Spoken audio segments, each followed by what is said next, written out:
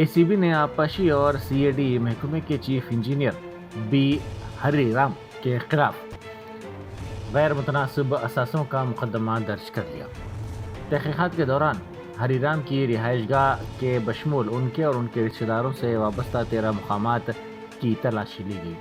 तलाशी के दौरान शेखपेट और कुंडापुर में विलाज, माधापुर और नारसिंगी में फ्लैट्स, अमरावती में कमर्शियल स्पेस और दीगर मुकामात पर अराजियात का भी पता चला। उनको गिरफ्तार कर लिया गया है। तलाशी के दौरान इंकशाफ हुआ कि हरिराम ने अपने सरकारी ओहदे के नाजायज़ इस्तेमाल से ये मनकुला और गैर मनकुला जायदादें हासिल की हैं।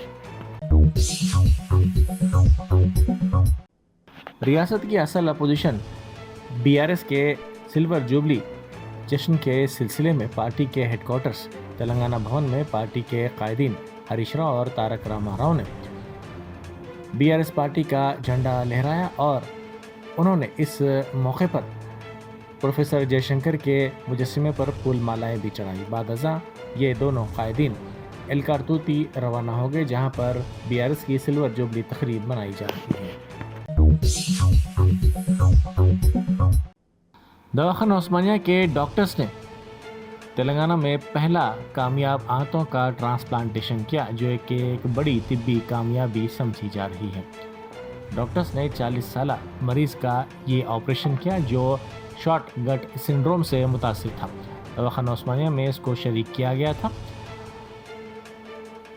वो टोटल पेरेंटियल न्यूट्रिशन पर जिंदा था और मरकजी रगों में इन्फेक्शन और खून के जमने का उसको सामना था। बीआरएस की सिल्वर जुबली के मौके पर पार्टी के कारगुजार सदर तारक रामाराव ने तेलंगाना के शोहदा की यादगार पर फूल निछावर किया और तेलंगाना को रियासत का दर्जा दिलाने के लिए उनकी खिदमत को याद किया।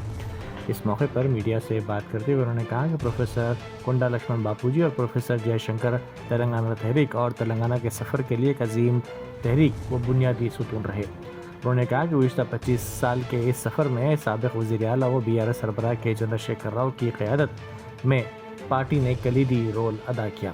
उन्होंने बताया कि 25 साल कबल बीआरएस पार्टी की बुनियाद रखी गई थी।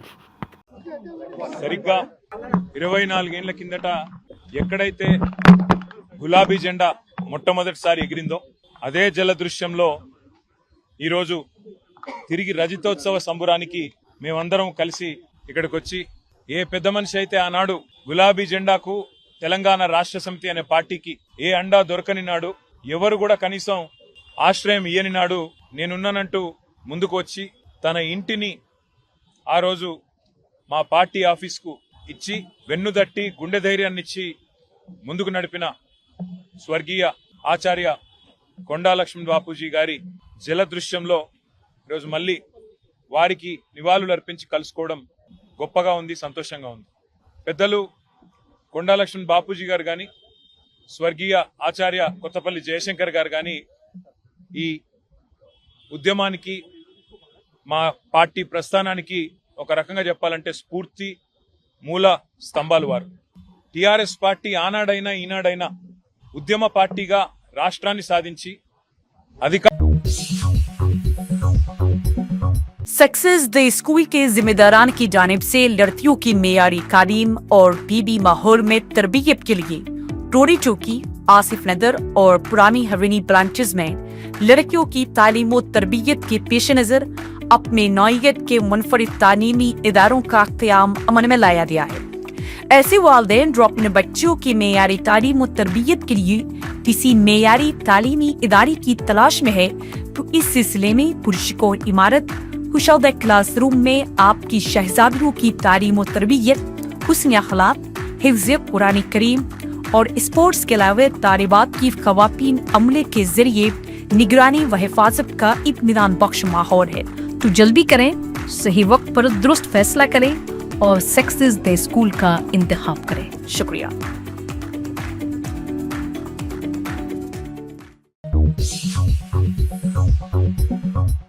लाखों नौजवान सिविल सर्विसेज में शामिल होने का ख्वाब देखते हैं, लेकिन कामयाबी सिर्फ चंद खुशनसीबों का मुकद्दर बनती है। अदीबा अहमद उनमें एक हैं जिन्होंने यूपीएससी का सख्त तरीन इम्तिहान कामयाबी से पास करके न सिर्फ अपना ख्वाब पूरा किया बल्कि महाराष्ट्र से पहली मुस्लिम खातून बनकर तारीख भी रकम की। एक ऑटो ड्राइवर की बेटी और घरेलू खातून की परवरिश याफ्ता अदीबा का ये तीसरा मौका था। अयोध्या महल ज़िले से ताल्लुक़ रखने वाली अदीबा ने ऑल इंडिया 142वां रैंक हासिल किया, जिससे उनके मुतवस्सित तबके से ताल्लुक़ रखने वाले ख़ानदान और दोस्तों में खुशी की लहर दौड़ गई। अपनी कामयाबी के सफ़र के दौरान अदीबा को कई चैलेंजेस का सामना रहा। किराए के मकान में रहने वाली अदीबा ने कहा कि माशरे में कामयाबी हासिल करना आसान नहीं था। उन्होंने बताया कि पहली नाकामी के बाद मैंने काफ़ी मायूसी का इजहार किया था। कई बार लगा कि सिविल सर्विसेज मेरे लिए नहीं है, लेकिन मेरे वालिदैन ने हमेशा मेरे साथ सुतून की तरह खड़े होकर मेरा हौसला बढ़ाया। मुशफ़ाक़ अहमद है। मैंने इस साल यूपीएससी में 142nd रैंक सिक्योर किया है। मेरी स्कूलिंग जो है वो यवतमाल महाराष्ट्र से ही हुई है। प्राइमरी मेरी जो है वो जफ़रनगर की ज़िला परिषद स्कूल से कंप्लीट हुई है। उसके बाद हाई स्कूल मैंने गवर्नमेंट कॉलेज से अपनी कंप्लीट की है।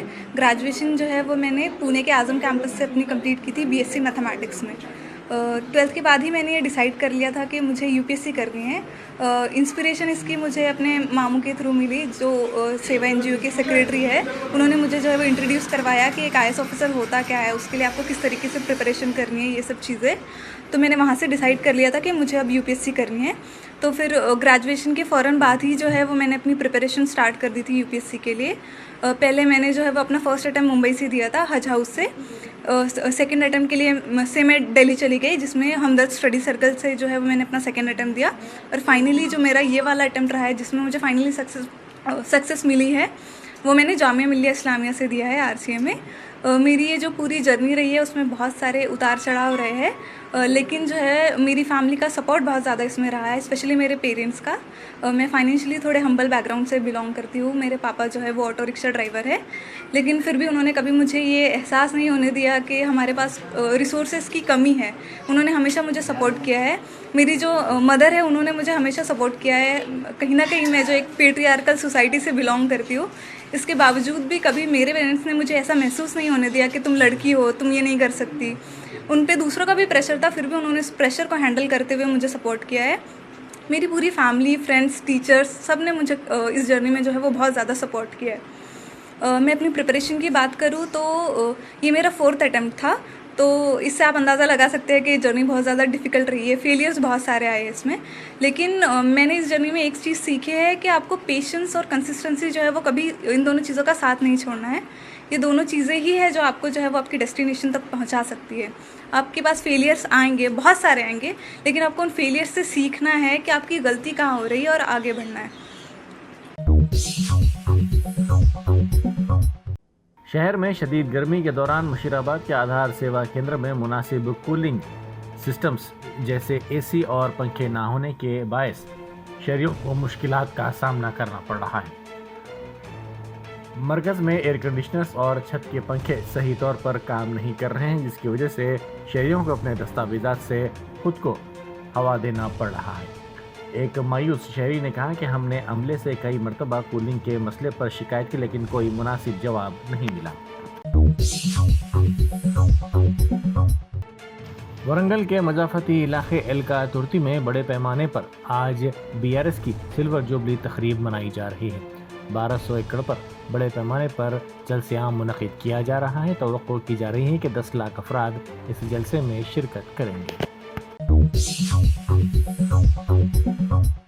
बीजेपी के रुकन असम्बली बाला मुकुंद आचार्य ने जयपुर की जामा मस्जिद की सीढ़ियों पर पाकिस्तान का पोस्टर चिपका करके उस पर चढ़कर नारेबाजी की। इस वाक़े की वीडियो मस्जिद कमेटी ने जारी की।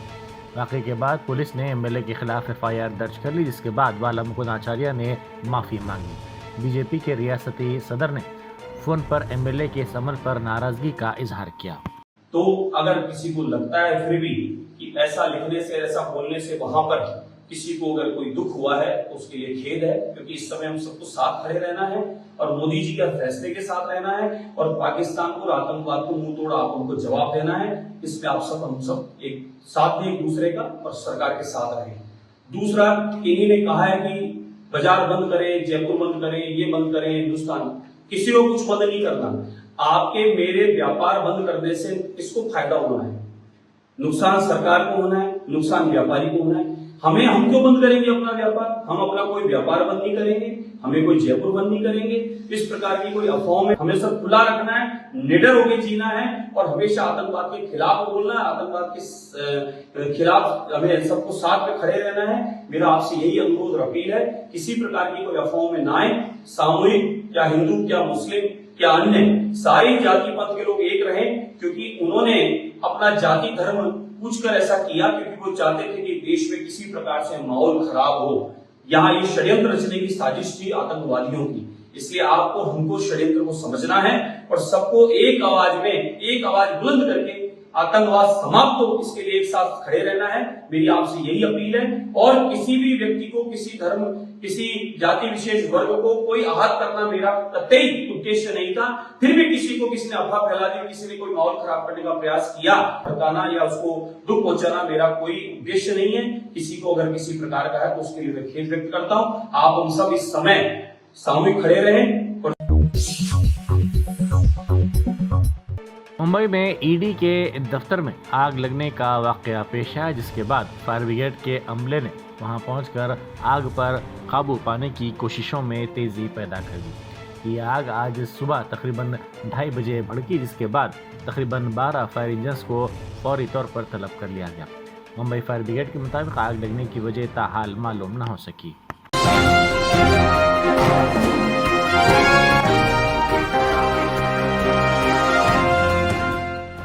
Germanton super speciality hospital national award winner doctor Mir Jawad Jar Khan, German trained senior orthopaedic surgeon and director, माहिर डॉक्टर्स डॉक्टर वासिफ आजम और doctor Bharvi Chanduri, senior cardiologist और दीगर डॉक्टर्स नुमाया खिदमत अंजाम दे रहे हैं। Robotic surgery, advance cath lab, MRI, operation theatre, ICU, 2D ultrasound जैसी सहूलियात से आरास्ता कॉर्पोरेट लेवल हॉस्पिटल। वाजबी फीस में हर मर्ज से शिफायाबी के लिए Germanton super speciality hospital, Attapur,